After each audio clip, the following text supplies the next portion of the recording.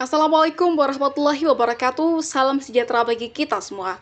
Di tengah hiruk-pikuk agenda kita sehari-hari, selalu ada isu penting yang layak mendapat perhatian lebih mendalam. Disinilah kami hadir sebagai ruang untuk merefleksikan, mengupas, dan memahami dinamika yang sedang terjadi di sekitar kita. Dalam setiap detik yang berlalu, dunia terus berputar, menciptakan cerita baru, tantangan baru, dan peluang baru. Kami mengajak Anda untuk sejenak berhenti, merenung, dan melihat lebih dekat lanskap isu yang sedang membentuk realitas kita saat ini. Tes kemampuan akademik menjadi pengganti ujian nasional. Apa bedanya? Ujian nasional atau UN yang selama bertahun-tahun menjadi penentu kelulusan kini resmi dihapus. Sebagai gantinya, pemerintah memperkenalkan tes kemampuan akademik atau TKA sebagai bentuk evaluasi baru dalam pendidikan. Perubahan ini jelas membawa warna berbeda bagi sistem pendidikan kita. Namun, muncul pertanyaan besar di tengah masyarakat.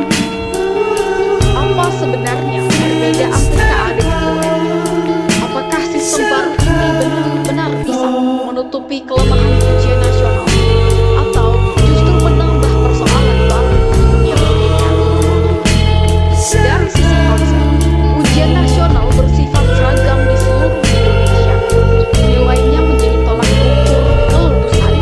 Sehingga siswa berada di bawah tekanan besar. Banyak cerita bagaimana UN membuat siswa stres karena masa depan seakan ditentukan hanya oleh satu hari ujian. Berbeda halnya dengan TKA. Tes ini bukan untuk menentukan kelulusan, melainkan untuk memetakan kemampuan siswa.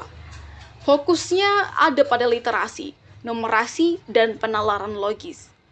Hasil TKA lebih diarahkan sebagai bahan evaluasi agar guru dan sekolah bisa memperbaiki proses belajar, bukan sekedar memberi stempel lulus atau tidak lulus. Tujuannya juga berbeda. UN menitik beratkan pada hasil akhir, sedangkan TKA lebih menyoroti proses peningkatan mutu pendidikan. Dengan begitu, sekolah mendapat gambaran jelas tentang kelemahan dan keunggulan peserta didik, lalu menindaklanjutinya dalam pembelajaran sehari-hari. Informasi yang diperoleh dari TKA sebenarnya jauh lebih berguna, alih-alih menghukum siswa dengan status tidak lulus. TKA bisa menjadi bahan untuk merancang strategi pengajaran yang lebih tepat. Dengan kata lain, sistem ini lebih mendorong perbaikan, bukan sekedar penilaian. Dari sisi pelaksanaan, UN atau ujian nasional hanya dilakukan sekali dalam setahun dengan materi seragam. Siswa yang gagal berarti tidak punya kesempatan lain. Sementara TKA lebih fleksibel, bisa dilakukan berkala dan disesuaikan dengan kebutuhan peserta didik. Fleksibilitas inilah yang memberi ruang penilaian lebih komprehensif. Siswa tidak lagi terbebani oleh satu ujian tunggal, melainkan bisa menunjukkan kemampuan secara berkelanjutan. Hal ini tentu mengurangi tekanan besar yang dulu sering menjadi kritik utama terhadap ujian nasional.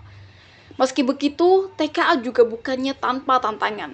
Kesiapan infrastruktur, pelatihan guru, hingga pemahaman masyarakat belum merata.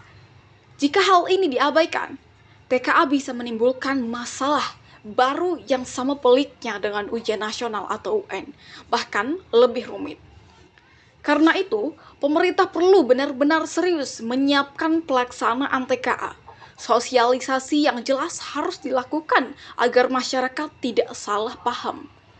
Di sisi lain, sekolah perlu diperkuat sarana dan prasarana, guru dibekali pelatihan yang memadai, dan sistem evaluasi dibuat transparan. Dengan manajemen yang baik, TKA bisa menjadi instrumen yang lebih adil, manusiawi, dan berorientasi pada mutu pendidikan, bukan sekedar angka. Baik, sekian informasi yang dapat saya sampaikan. Sampai jumpa di lain hari. Wassalamualaikum warahmatullahi wabarakatuh.